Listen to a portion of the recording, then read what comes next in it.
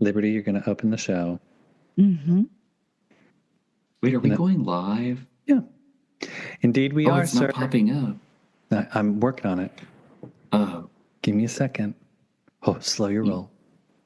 I gotta watch the chat and see what the kids are up to. Ben, you're on the chat. You're on chat duty because Liberty and I failed miserably the other time. That's not our forte. It was not good. I ended up yelling at someone. They got upset. It was not pretty.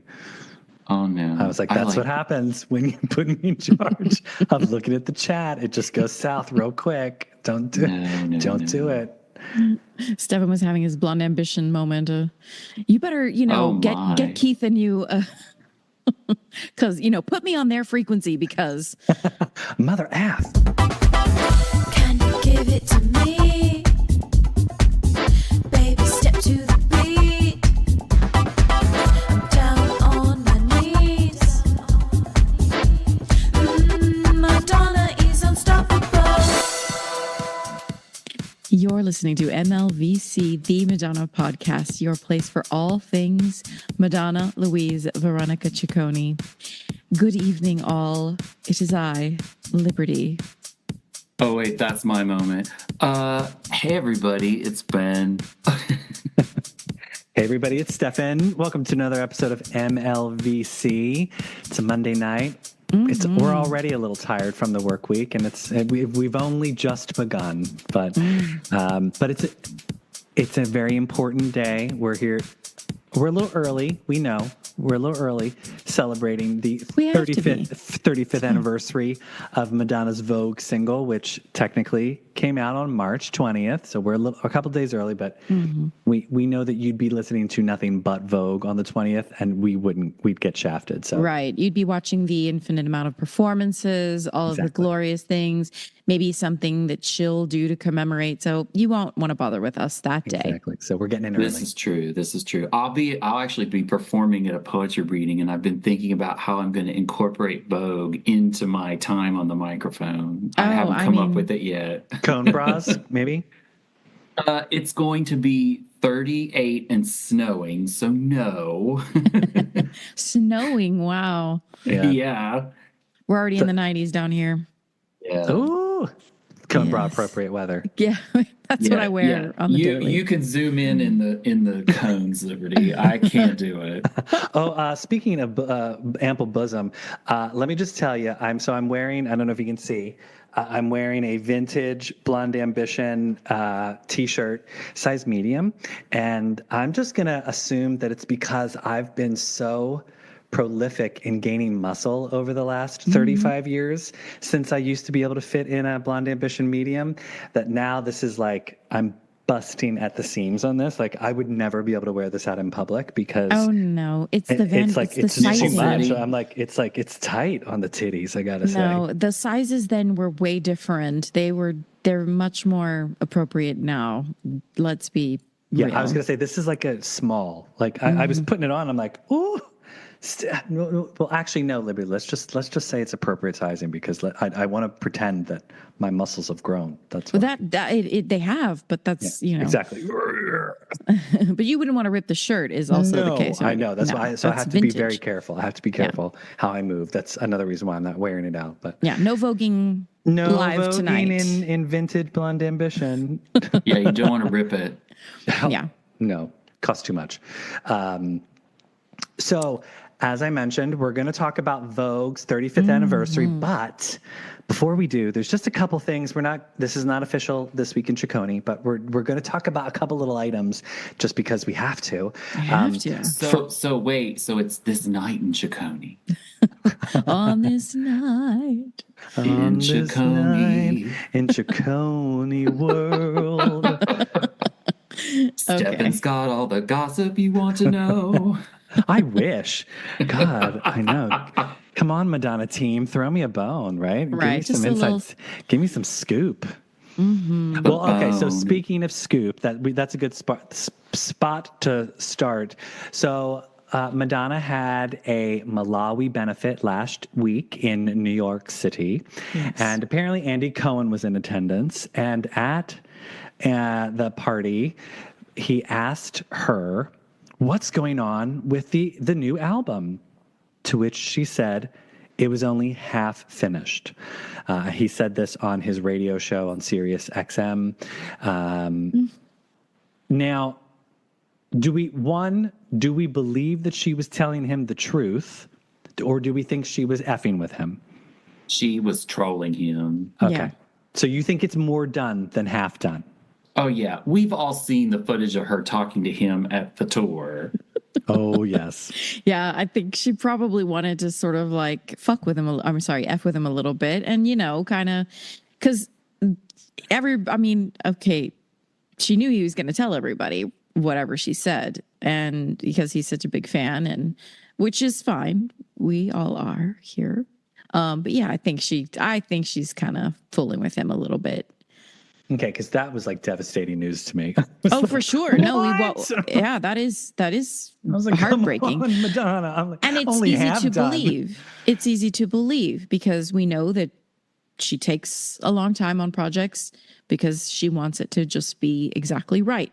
Okay, Yes. We're happy with that because we are never disappointed around here. So, yeah, I mean, well, I don't know. I'm kind of hopeful that she was just kidding. Well, also consider, okay, let's speculate that she was telling the half truth. She could say it's half finished because it hasn't been mixed and mastered. So it's only been written and recorded.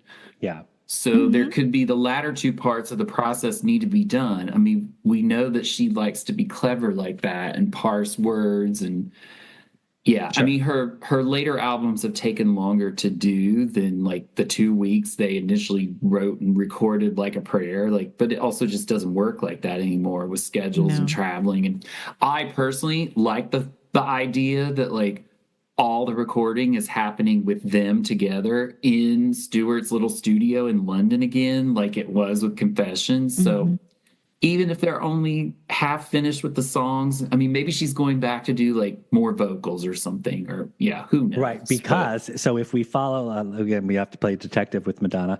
If we follow Ricardo's whereabouts, he posted that he's in London today.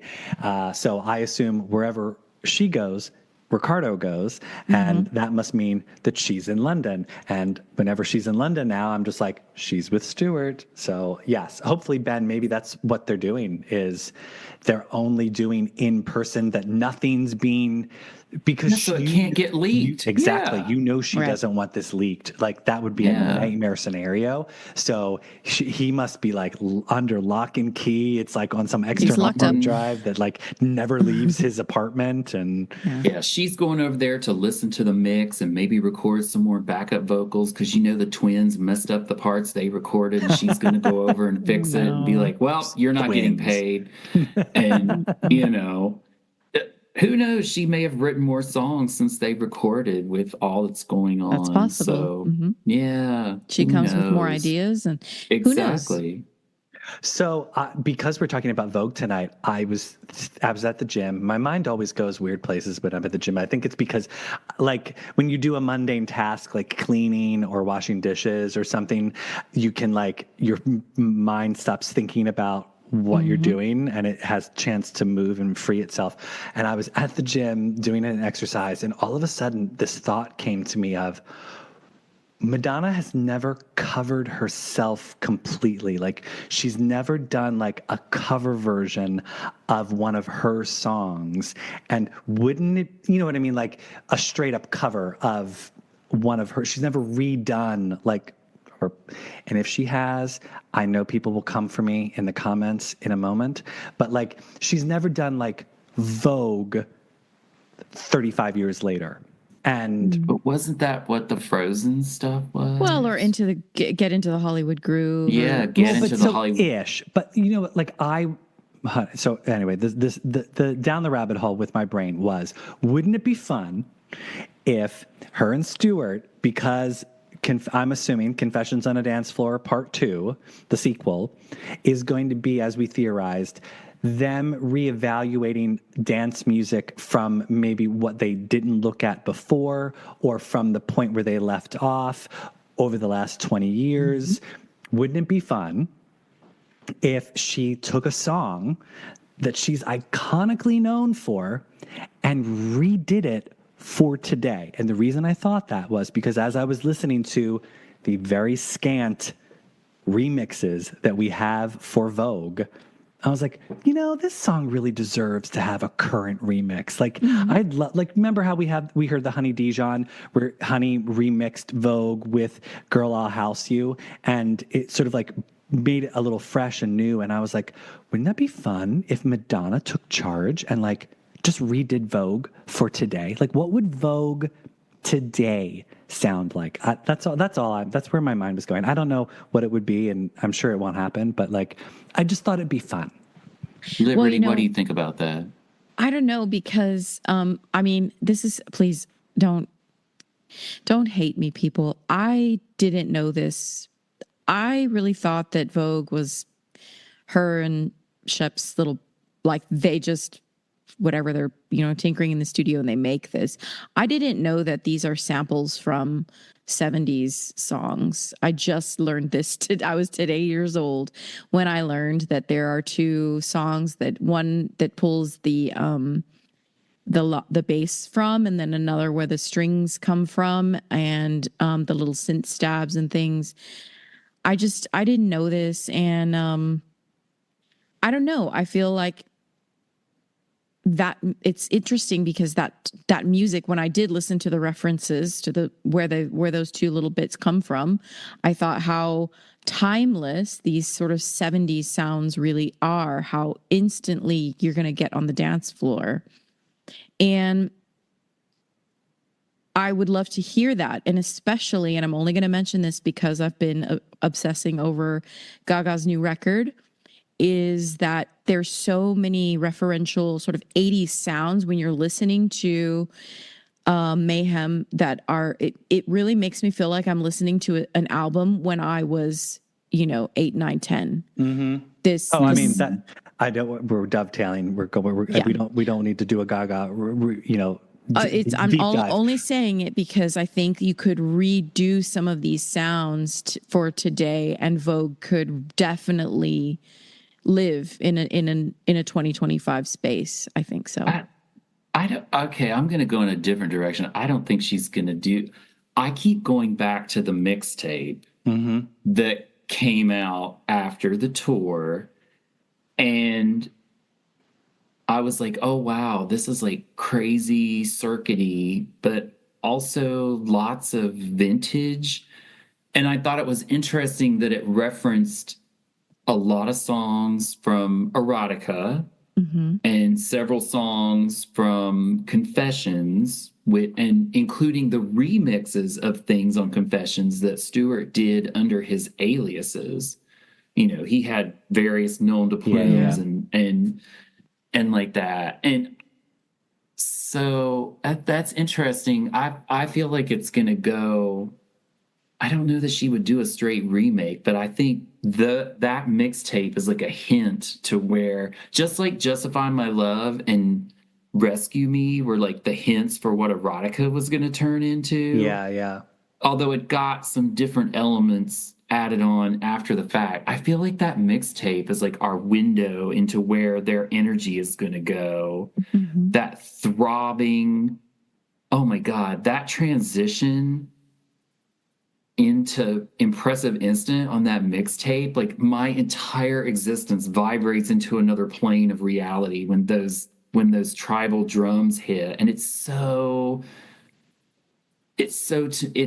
post Shep and more. Oh my God, who was the one that Junior Vasquez and Calderon and people like that. So anyway, I feel like they're going to go in that direction. I don't know what a Vogue remake in 2025 would sound like, but if Madonna was going to do it, I could see her doing it.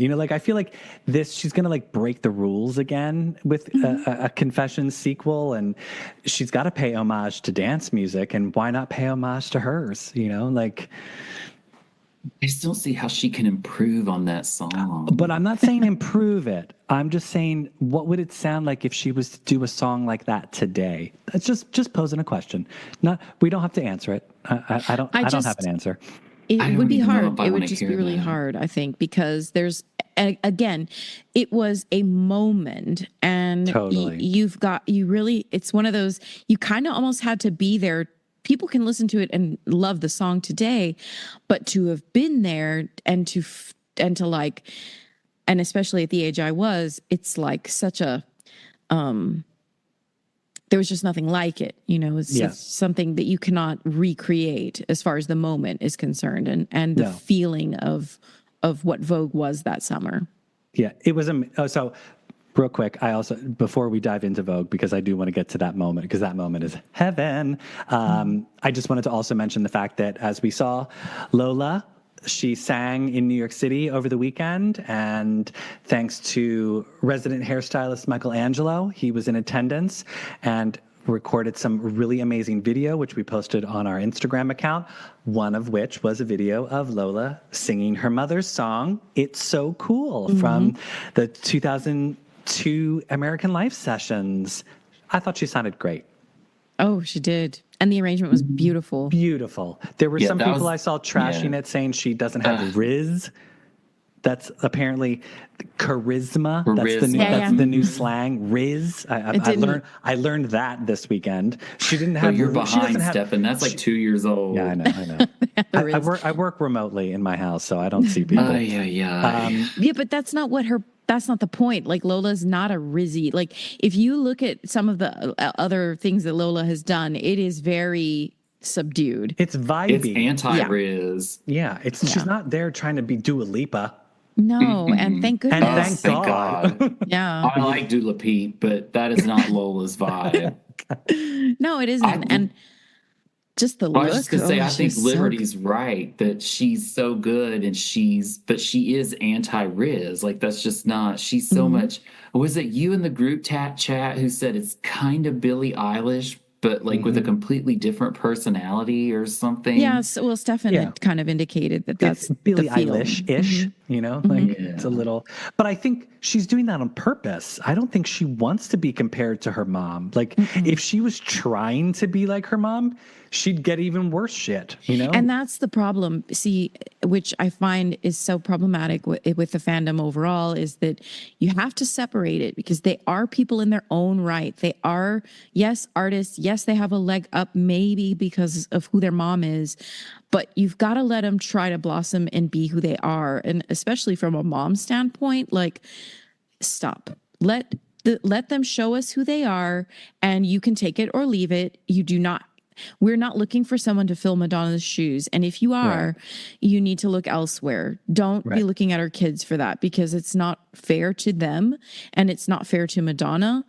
And I just want to, I'm gonna get in there on that. Because funny you say that, because we reached out to Lola for comment, and she wrote a note saying, "This is who I am. You can like it or not. You can love me or leave me."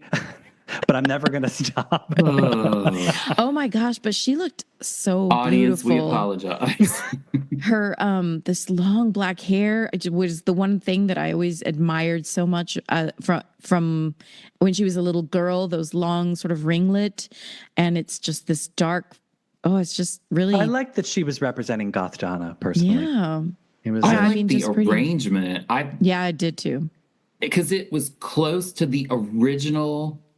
Because, there's 4 versions of it. There's the original folky one. Then there's the one with the children's choir. Then there's the like sort of industrial electro pop one from like 2009-ish. And then there's the one that was remixed.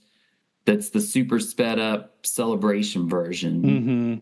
Because I pulled all 4 of them out of my music file archive. And I was like, oh yeah, this is super close to the original, very acoustic one that just has the prettiest harmonies. And like, there's this piano that's happening in this arrangement that you could bear, which I would love if somebody's got that.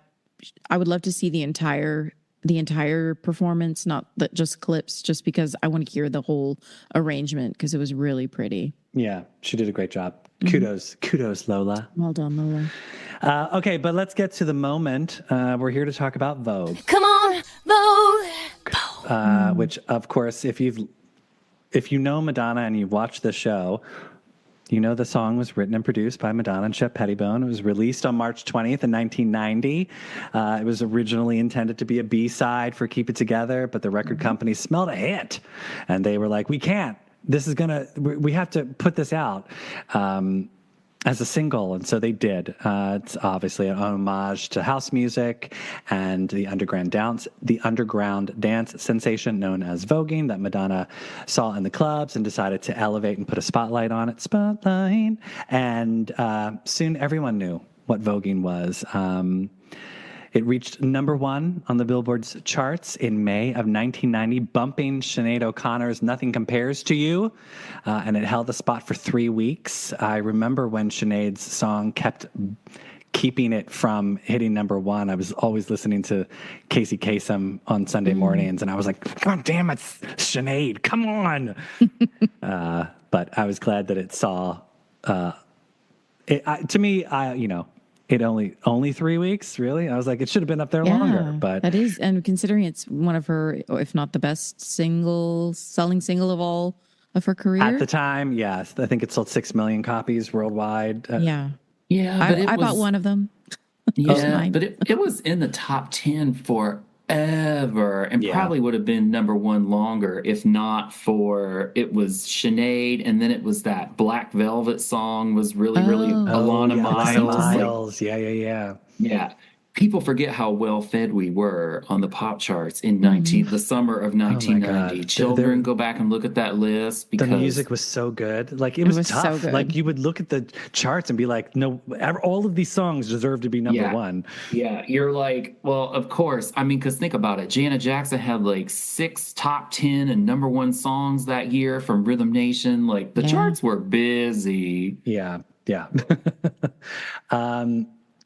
So I don't know. Let's talk about do you remember the first time you heard Vogue? Do you remember the first time you saw the video? I watched the world premiere on MTV. I mean, take us back to 1990. I'll go first. I heard it on the radio, like the first half of it in the car, and I was like, what is that? Because obviously when she started singing, I was like, oh my God, that's new Madonna. I didn't know she had anything new coming out because I lived in the sticks and like entertainment. I did have a subscription in those days to Entertainment Weekly, but it had just started. And, they loved Madonna at Entertainment Weekly because it was a Time Warner publication. So, of course, as we know more now about how these things operate, that's why she got such great coverage from that magazine in its first couple of years. PR team was feeding them. And Liz was just over there writing the articles for them.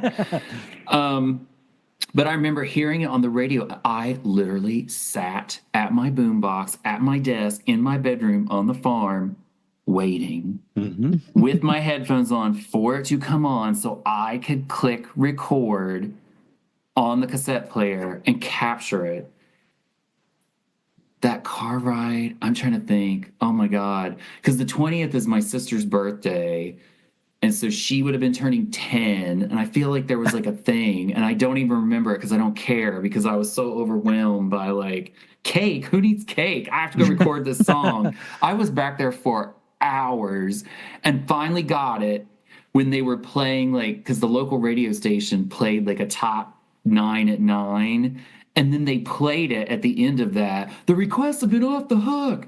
And like they played it. And then from then on out, I burned multiple cassettes just recording that song over and over again. I had an entire side of a 90-minute cassette that was just Vogue, one after the other. And I would just listen to it nonstop. And then the video debuted. We didn't have cable or MTV, but they actually played it the week that it debuted on Friday night videos on NBC. And my cousins had a VCR and recorded it. So I got to see it that next Saturday morning at their house. They didn't get it. They were like, what is this? And I was sitting there like, oh, it's so gay. And just like my entire, like my body just exploded. Like I was just like, oh my God, I want to be them. Like that literally was my reaction. Liberty, what about you? I can't remember the first time I heard it. I just remember I I just remember that it would it probably was on the radio, but that of course, I can only remember dancing at like a 7th grade, probably end of the year dance, I think. And we used to dance like all in a circle where people would, get in the middle. But I didn't have those kinds of balls, so I didn't do that probably then. But I would always, say how great Madonna was. And I didn't have MTV either, so I would have to wait till I would go to my cousin's house in town because she had MTV. And I remember like, we have to watch all Saturday morning. I was trying to convince her, right? Like, let's leave the TV on because they would like to, it was nothing to them because they lived with it. And for me, it was like a drug, right? I only get it every once in a while. So I would just like do anything to make them leave the TV on. And I remember seeing this behind me where you could see like the boobies.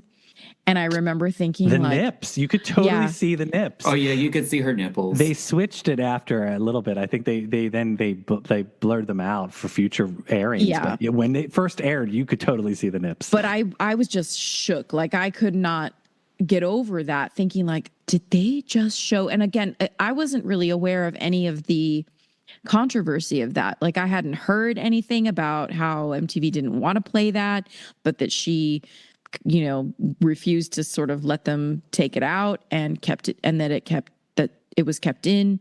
I didn't know anything about that. So I was definitely like, wow, like boobs on TV, like that's a big deal. And of course, also thinking like, what are these moves? Like, how does this dancing? Because again, a little sort of girl from deep South Texas with very little, I know the Running Man, right? Or, those really popular dance styles, but definitely knew nothing about voguing and had never seen anybody do anything like that in my life. And thinking like, how are people going to replicate this? Because that's what you used to do back then. And I remember buying the cassette single. I do remember that at Musicland. This is not the maxi though. This is just it's just got 2 versions. I think the radio edit and then maybe something else. 12-inch or something? The Betty Davis dub. Oh, okay. Yeah. It was just 7 minutes long. But yeah, I mean, and thinking like that the picture on the cover, because look, I mean, whoa, just. Well, I remember when I saw the picture of the cover of the single, I was like, that's Express Yourself. That's not Vogue. Also, yeah, I remember thinking like, is this recycled or is this, something? But at the same time, thinking to myself, like at 12 years old, how can I look like that when I grow up? Like, what do I have to do? Walk around in your underwear? Yeah. Or, I mean, that's the type of thing that, my mom sorry, Mom, if you're watching this, I'm sorry. She didn't have stuff like that. So I had no frame of reference except for what I would see that Madonna would show us. Yeah. So I don't You were really being remember educated that. by Madonna. Yeah. And I think I really was confused because I bought the single and there was nowhere else you could get it until the Dick Tracy album came out, right? Am I thinking about that right? Mm-hmm.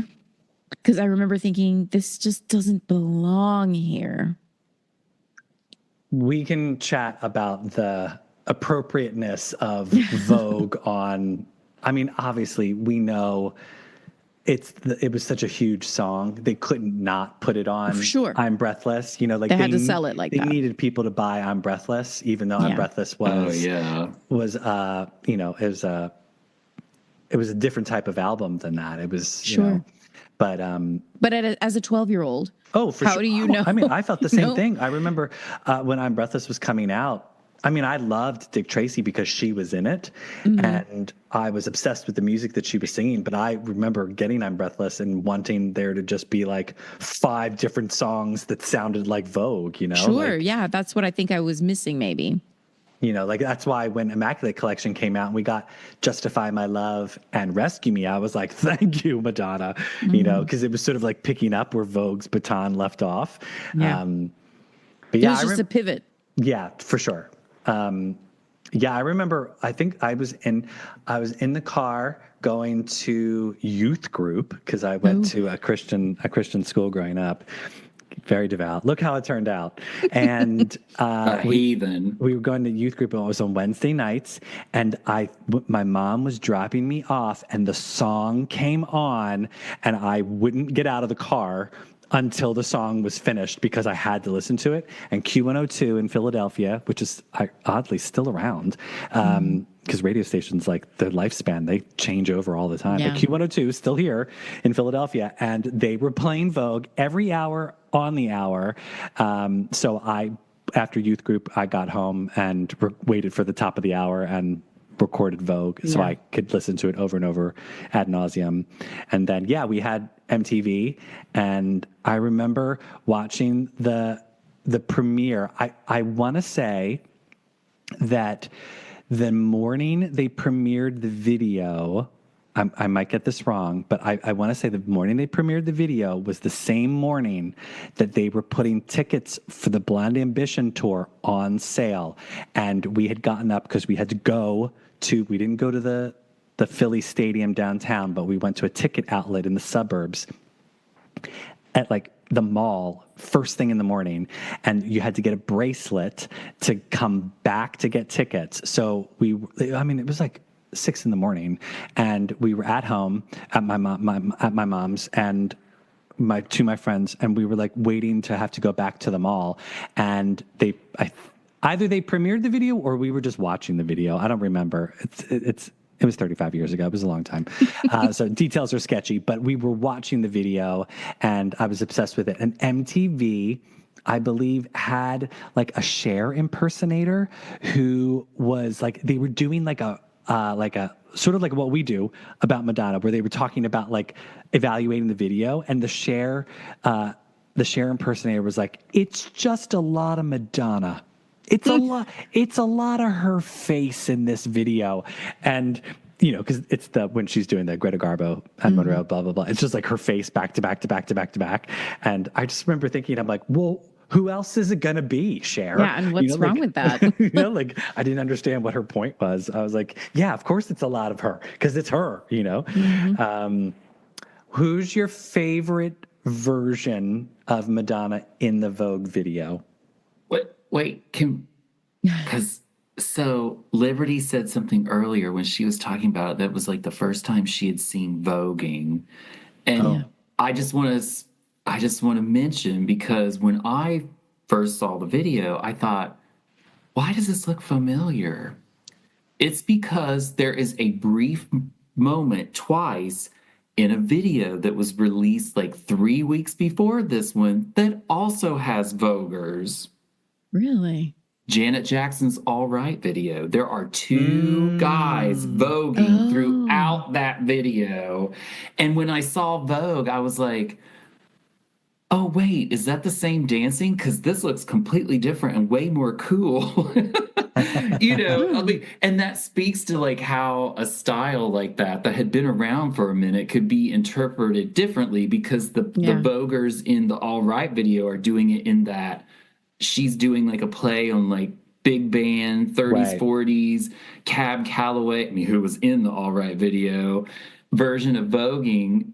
And then even though Vogue is about classic Hollywood glamour, so in the same area, but then the presentation of it is so different and incorporates more, because you made me think of this, Liberty, when you were talking about the Running Man and the what was the other one, the something chicken Roger or something? Rabbit. The Roger Rabbit. And I'm like, oh yeah, she was blending those like current dances with voguing, and but I was like, it took me, so of course I've been going down listening to you guys and like, okay, what video was that? And I finally found it. It was the Janet Jackson All Right that's video. Crazy.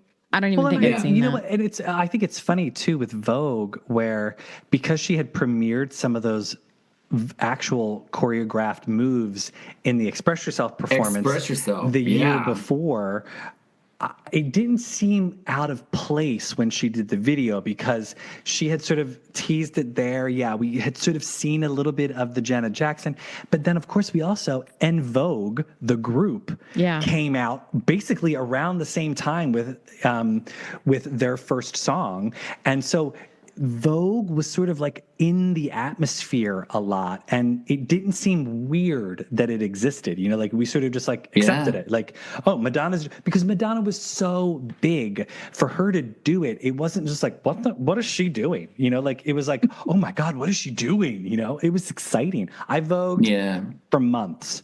Oh, sure. Months. I was voguing everywhere. Like you couldn't stop me from voguing. It was ridiculous.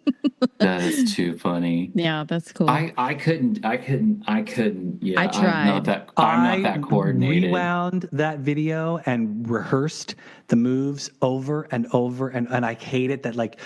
I was so glad when the MTV finally played the dress rehearsal for the Blonde Ambition performance of Vogue, because then you could see more of the choreography that you weren't getting in the video because it was moving around so much. And so I was able to like fill in the gaps of like, oh, that's what she does here and this, that. You could even do Luis's very intricate handwork when he's that just No. I would only do that her. looks like magic. I only did hers. The guys was too much. No. That was too advanced. I couldn't. They could bend and do things. I would dislocate my shoulder doing that. I can't. I mean, I could do the headstand into a split where she fans him. I could do that. Wow. Okay, that's advanced voguing. That's not voguing. That's level just 2. Flexible. I was in Vogue's beginners Vogue. So I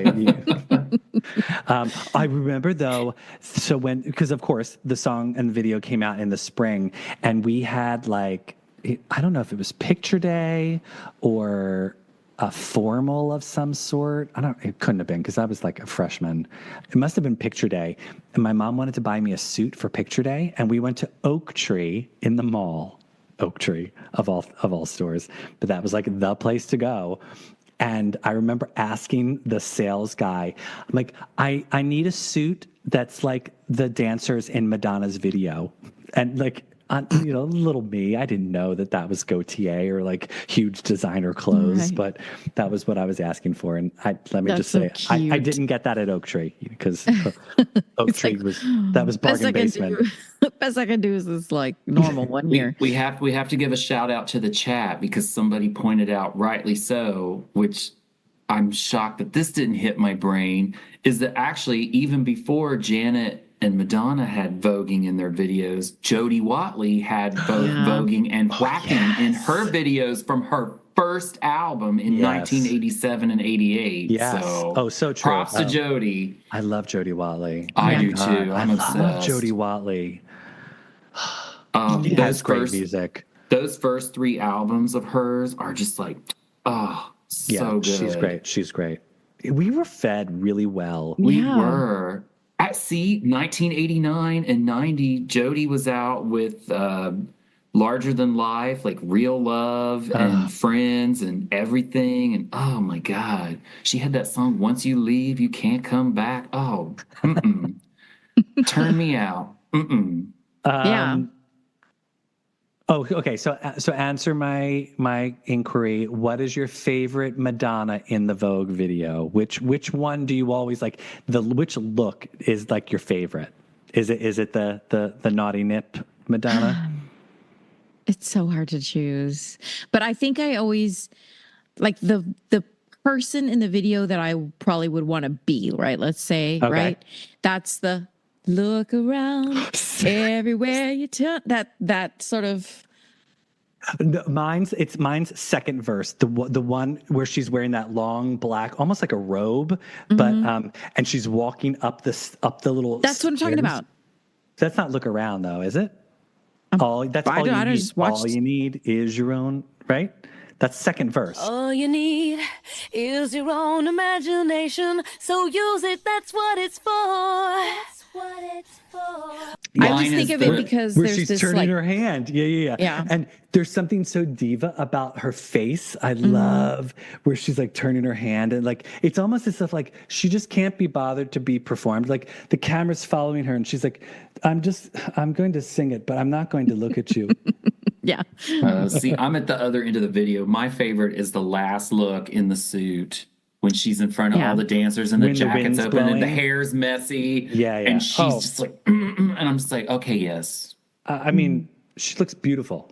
The wind blowing in her hair, and there's so many different good looks in and there. that back in the corset, like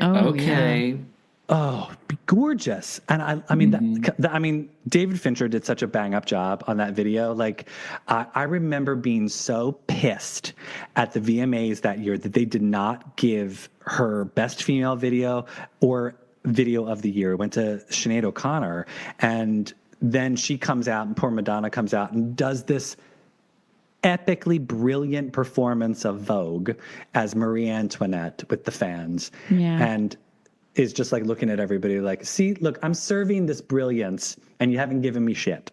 But I feel like she got the last laugh because I don't remember a goddamn thing from that show other than her. So I don't either.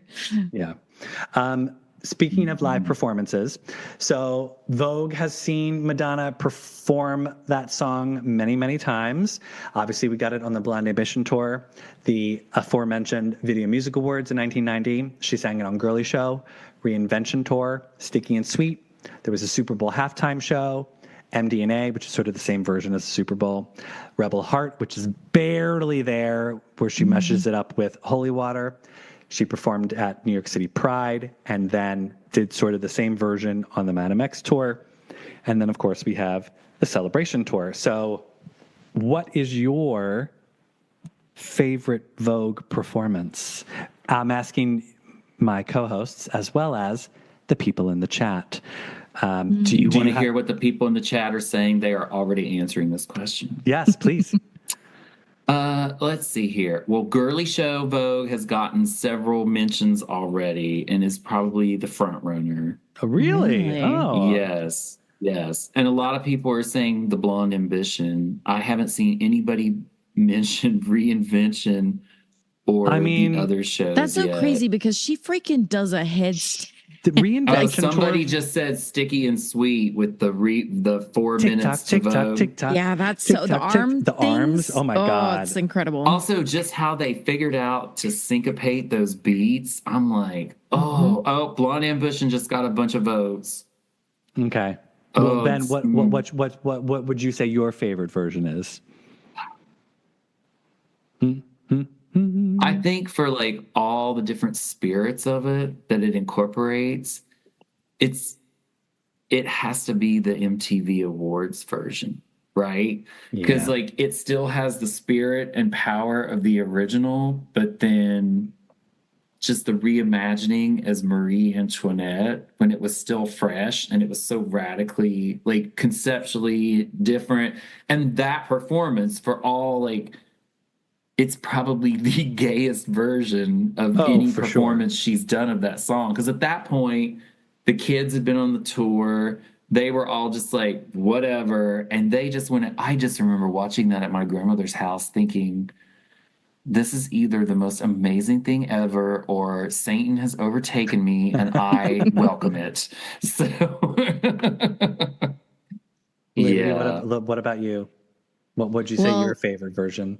I mean, it's really hard to choose. I dwelled a little. I didn't know this question was coming, but I thought a little bit about it earlier.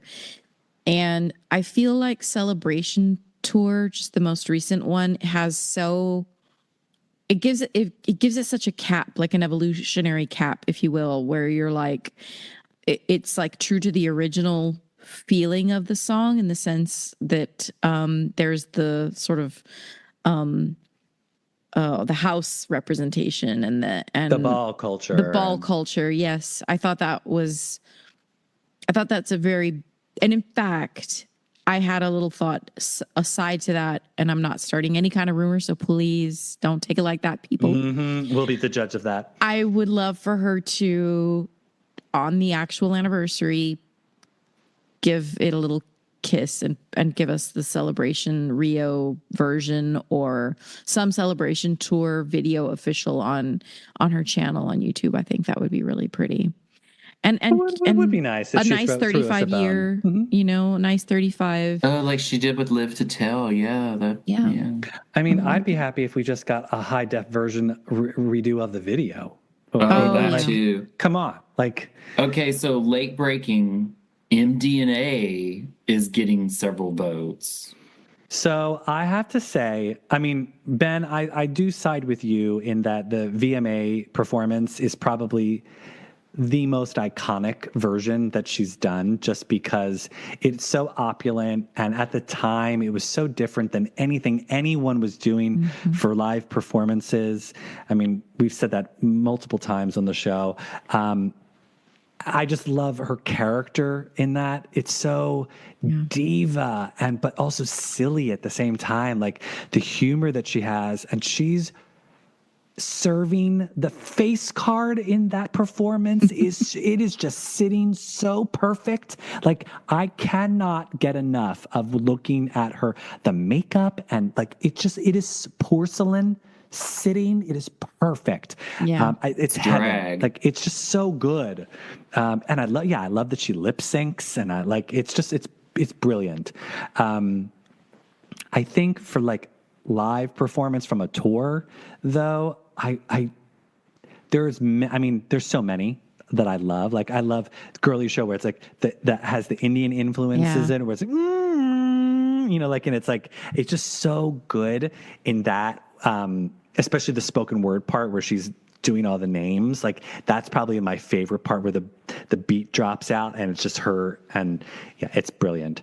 But Reinvention Tour is kick ass. I mean, the choreo on that, and it was unexpected. Yeah, I mean, at the time, I she hadn't done it in so long, didn't want to do it on Drowned World Tour, and there it was, and then she was doing this opening the show, and on her head, like, I mean, it was amazing that she was able to do that at all and do it every night, and that's how she opened Reinvention. And I love that it was a throwback to the Marie Antoinette performance. It references it, like the nod to it.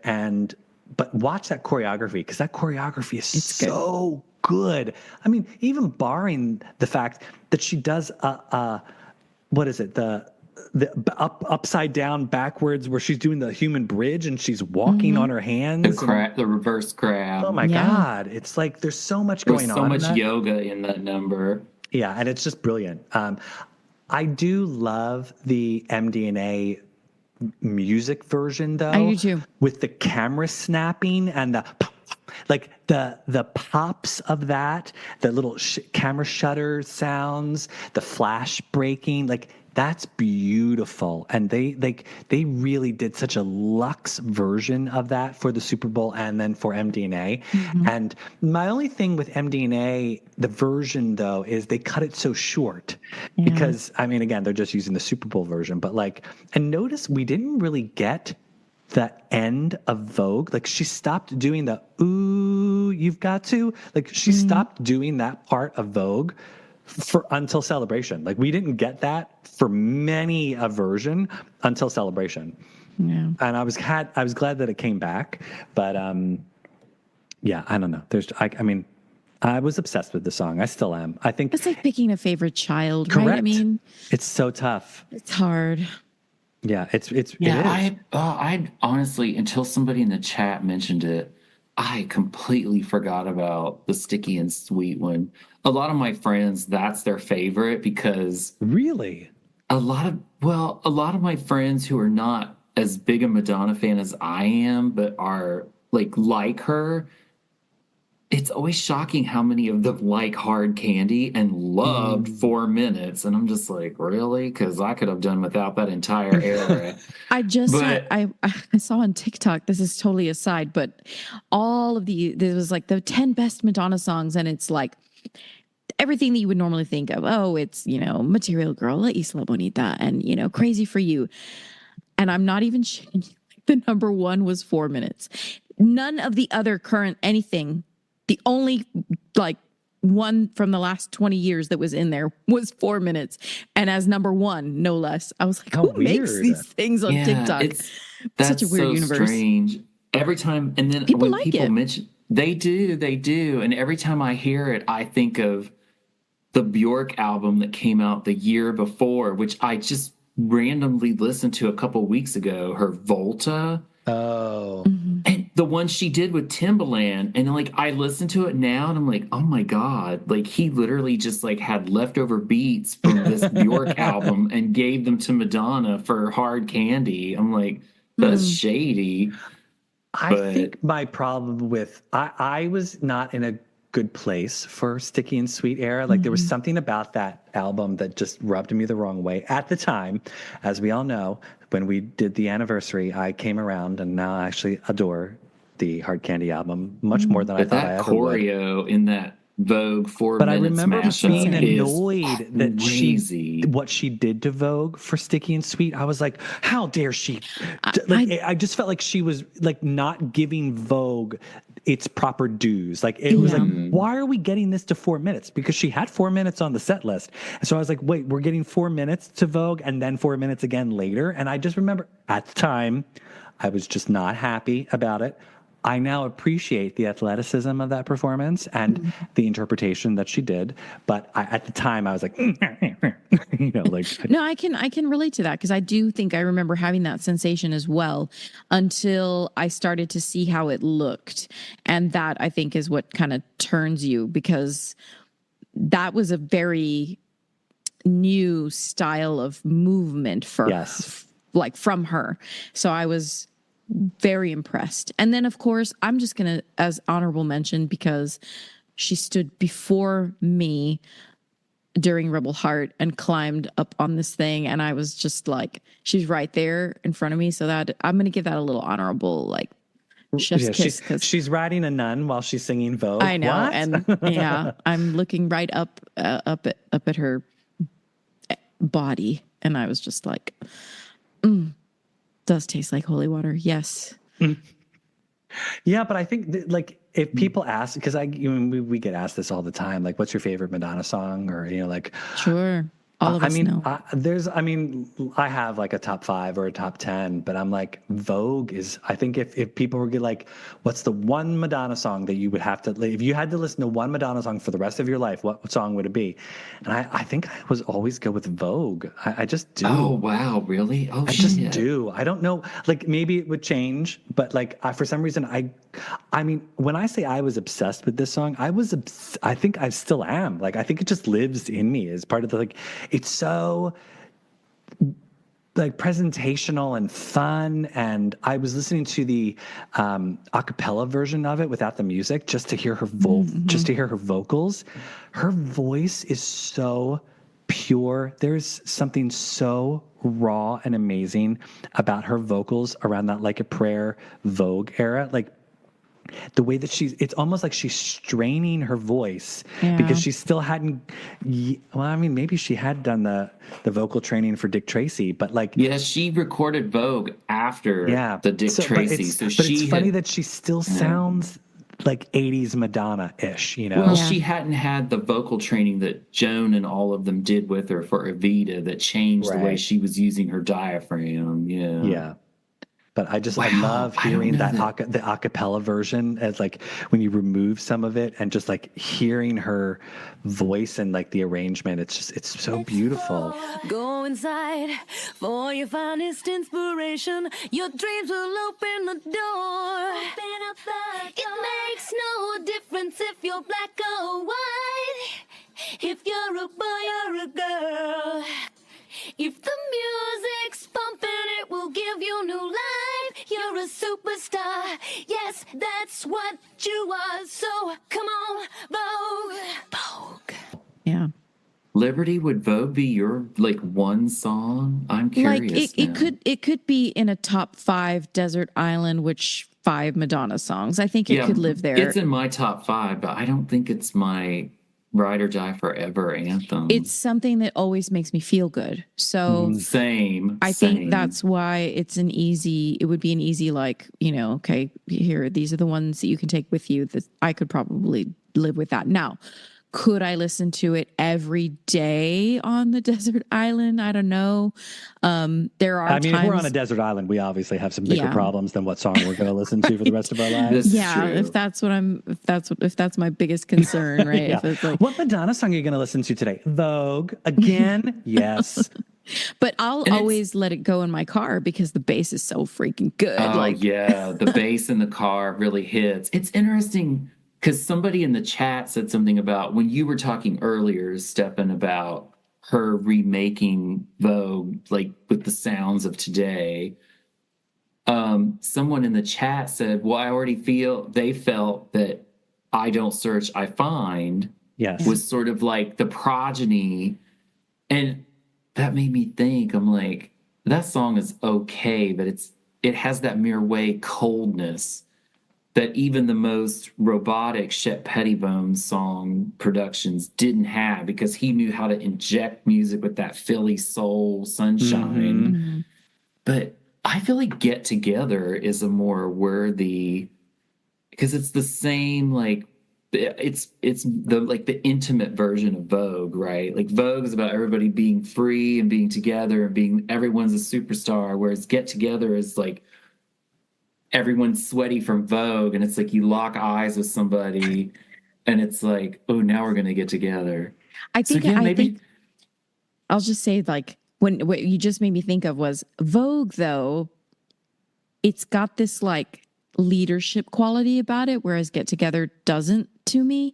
And so if I was on a desert island, I would need a queen. It's sort of Lord of the Flies in that sense. Yeah. But So think about it. In Vogue, she's commanding you to get on the dance floor. Like she's telling you, Vogue, she's let your body move to the music, like do this, do that. And it's in a good way, it's very inviting. I would challenge you, Ben, on the Get Together just by saying, I feel like Into the Groove and Get Together would be the sister tracks because they're sort of about a relationship, whereas Vogue is non-relationship. It's more of you as a person feeling free on the dance floor. But there's that explosion of euphoria because Into the Groove is euphoria from start to finish, right? Sure, correct. Whereas Get Together has that build. There's like that intimacy at the beginning. Like I always think of it as like, it's the song I like to play after Vogue because I'm like, okay, we've all taken our shirts off and gotten sweaty and kissed like 10 different people. But during that, the 90s. I was going to say, is that when the MDMA hits? when she hits that, ooh, that's when you're like, you lock eyes with somebody and then it hits that low hum intro of Get Together. And it's this whole like exploration and then it explodes. Like I want her to finish that trilogy. Like take us back to the big energy. Yeah.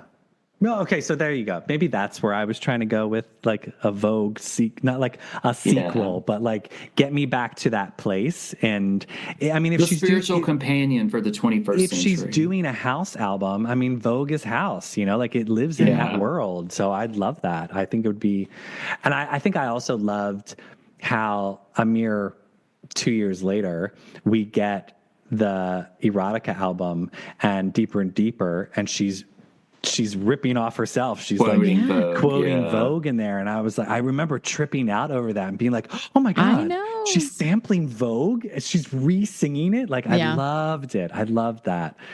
I thought that was so smart and so fun. I thought so too. It was funny that it took her that long to do something like that lyrically because like Prince had been doing that so prominently in the first like 15 years of his career up to that point. Like he had songs that constantly referenced his older songs and kind of threaded it together. And that was like really the first time. And then obviously she did that a lot on Confessions.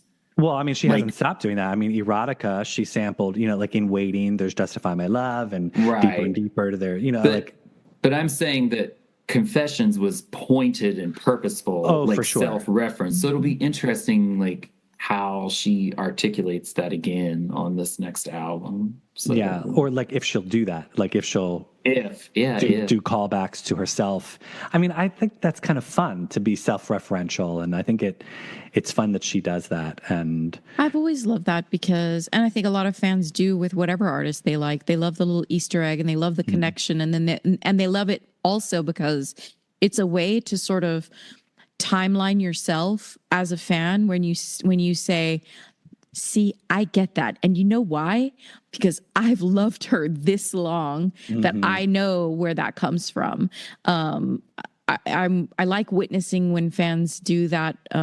Like I've said with the new Gaga album, I've seen a couple fans talking about that.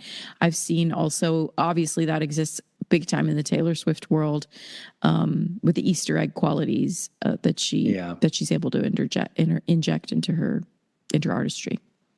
I don't know. Does Kylie do that? I don't know enough about. I mean, I love Kylie, but I don't know enough of her back catalog to know if she's referencing herself. Maybe on tour. Janet? Kylie did do a cover of Vogue on her Showgirl, the Homecoming tour. And Rihanna had covered it on Fashion Rocks. And obviously Beth Ditto. She's done a couple covers of it. Beyonce obviously used it in the Break My Soul remix, and Glee did a cover of it, and they used it in the Devil Wears Prada movie. I mean, I love that Vogue has become such a classic that it's still, I mean, FKA Twigs just did that, like just using it on tour when she premiered in Paris, the tour. So I love that it's still part of the collective consciousness, you know, like it's still there. It's such a classic song that, to me, although sounds like it lives in the 90s, still sounds very fresh and current to me. Oh yeah, it's that bass line. It is. That's it. Boom, boom, boom, boom, boom. And I had no, like I said, I just having learned today that it's from the 70s song. And when I looked through the comments of those, because I had to go to YouTube, right? I was like, oh, what do people say about this? Oh God. And yeah, well, it's older people, obviously, like, hey man, this kind of music always got you on the dance floor. And I was like, that's why decided to bring it in 1990, because there's absolutely guaranteed people on the floor. And that's what you want as a dance artist. You want people, and I think that she's always wanted that, is people dancing to her music. At least as far as she's been, creating it. Agreed. Ben, anything else to report from the chat before we wrap?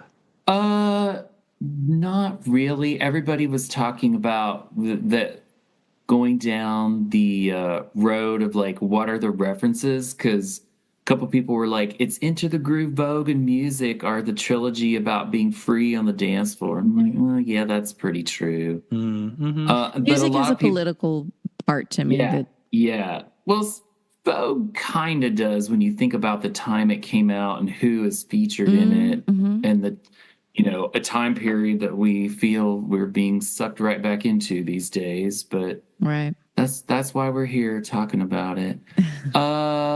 Let's see. People are saying Kylie does not reference herself at all. Okay. Yeah. I have thoughts on that, but I'm just going to keep them to myself. Another show. I'm trying to think, does Janet self-reference? I don't feel like she really self-references her old music. Because Terry Lewis and Jimmy Jam are so good at like their interpolations and the way they sampled, like on her best work with them, like Velvet Rope and stuff like that. Like it was just part of the vibe. So yeah. Well, does the Fuzzy Dream trilogy count?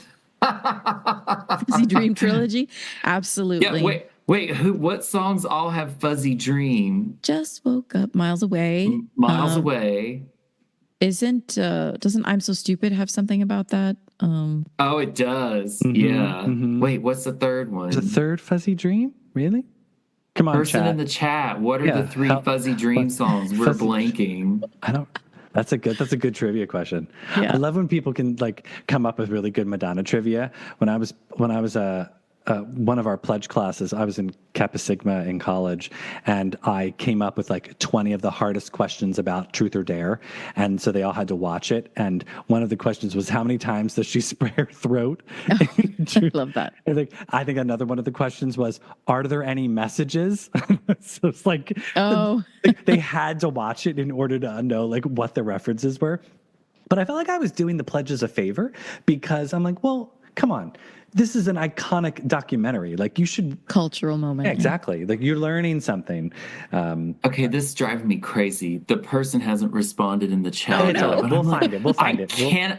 Oh, wait. The person says, I can't remember the third, but I think it was from the Rebel Heart outtakes. Oh, okay. So that's not technical. It didn't make it on the album. So we'll find out what the third Fuzzy Dream song is and report back on the next episode. Is there anything on music? It feels like a music thing. Sort of. I'm sure it's somewhere. I'm sure it's somewhere. We'll find out. Well, everybody, thanks for tuning in. I do my usual spiel all the time. I'm going to change it up just a second and say, if you have not yet subscribed to our YouTube channel, do us a favor, subscribe. We're almost at 5,000 subscribers, and I'd really love to get there. I don't know why. It doesn't do anything for us other than it looks impressive. So if you've not subscribed, please create an account and subscribe to our YouTube channel. It would mean the world to have 5,000 followers on our YouTube channel. So, and remember, you can find us on all social platforms It's Broken, the bonus track from Celebration. Okay, yeah. Is it? It mentions the Fuzzy Dream. I'm going to listen to Broken. I never need an excuse to listen to Broken because that's it's such fantastic a good track. We're going to find out when the anniversary for Broken is, and we're just going to do an episode about Broken. We totally should. Yeah. Oh my God, it's so good. Yeah. It's so good. Oh my God, we're so lucky. Madonna's so amazing. Yeah, we really are. We're so lucky. Like, thanks, Madonna. Yes, she's just. That's the one thing that makes me so excited is to know that like she's working on an album where we're gonna have a wealth of music to like dissect. And for you listeners, be ready because we're gonna be bringing on people for reactions about the new music. Yeah. Like sort of like what we did for Celebration Tour, but only for the new album instead. Mm-hmm. Who knows when that's going to happen, but... Yeah, who knows? So somebody quoted the lyrics, broken like a crooked smile, a little hunched over, but I've walked that mile. I've woken from a fuzzy dream. You never would believe the things that I have seen. So it's recycled lyrics. Don't you feel sorry for me? Oh, that's such a good song. Oh my God, somebody in the chat's like, me and Vogue turned 35 this year, and I just want to respond, you bitch. Oh my gosh. A baby. Oh my God, a world where Vogue always existed. Can you that's imagine? Awesome. I can't. Listen, children, in the time before Vogue, you just couldn't dance like you can now. That's all there is to it. No one knew how to go to the dance floor. Just it was only anytime you waved your hand around, people just thought you were acting crazy. But now it's like after Vogue, you could just say I'm voguing, and it made sense. And it made sense. Right. It made a lot of non-dancers dancers, at least in someone's estimation. Yeah. Oh my God, I did that at work to somebody the other day, and they did not get it. The face, like, the serving face. Yeah, give good face. So the last thing I'll say about Vogue, one of my favorite moments in the video, and it is so quick and slight, and it's the brilliance of David Fincher's editing. There is a moment where the beat hits and you'll see, like, I don't know if it's Lewis's or Jose's hand in the very background. It's a tight shot on one of them, but in the background, Lewis's hand like cuts and hits just on the beat. And I forget, it's a little later in the video. It is one of my favorite parts because David Fincher timed it so that way the hand hits exactly on the beat. Go back and watch it. I'm just saying.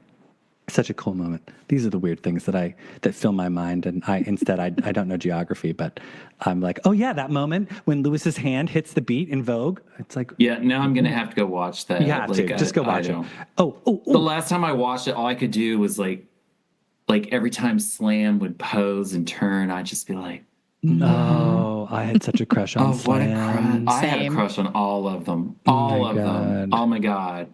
Did you? Sorry, I know we were wrapping up, but real quick, did you like synth opening, the little slow opening, or did you like the single version where it was the I like the slow opening, the album track. What are you looking at? Vogue, Vogue. That's tough. I don't know. I like the slow. I think the slow presentational with the the album version, basically the I'm Breathless. That version gives you time to chug your vodka rocks and get to your spot on the dance floor. The you don't have time. No, you're over there talking to somebody cute, and then that hits, and you're like, I ain't getting your number, bye. You're off. Like, you did not waste time with that fool. Like, that was a missed opportunity well before Craigslist was ever a thing. Yeah. on that note, find Love us on the dance floor, kids. Find us on the dance floor, kids. Remember, social platforms, MLVC, Venmo. Give us a donation, MLVC podcast. Subscribe. And if you'd like to donate on YouTube, click that like button. Until next time, let your body go with the flow. Mm-hmm. Life's a ball. I always thought she said flexible. I think I've said that before. It took me a long time, I wasn't know. today years old on that one. I know. I was like, oh, she's saying flexible. No, life's a ball. Life's a ball. Life's a ball. All right, bye, everybody. Bye. Well, we're going to keep it. Bye to the audience. Strike a pose, there's nothing to it, Vogue.